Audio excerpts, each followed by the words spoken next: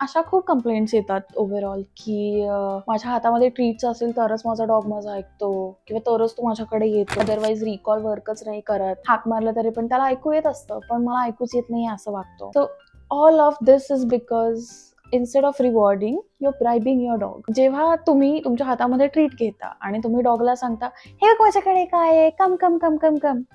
So जेव्हा तुम्ही recall शिकवत असता तेव्हाच तुम्ही डॉगला ब्राईब करून शिकवताय की हे बघ माझ्याकडे काय आहे आणि याच्यासाठी तू ये.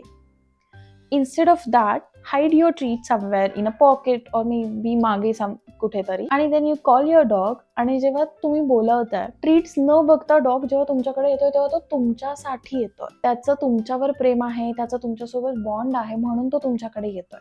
आणि जेव्हा तो येतो तेव्हा as a surprise he gets a treat, जिथे त्याला माहिती की ओ वाव, म्हणजे माझ्या एक्सपेक्टेशन्स असे होते की मला जस्ट लाड मिळतील पण ते मला लाडांसोबत ट्रीट पण मिळाली. सो तेव्हा तुमचा डॉग जास्त एक्साइट होतो. And that is something which is a reward and not a bribe. So जेव्हा तुम्ही डॉगला कमांड शिकवताना, रिकॉल शिकवताना रिवॉर्ड यूज करता तेव्हा ती कमांड फुल प्रूफ होते.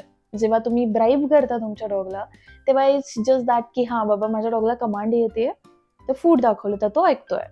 And that's all. So make sure you reward your dogs and not bribe your dog.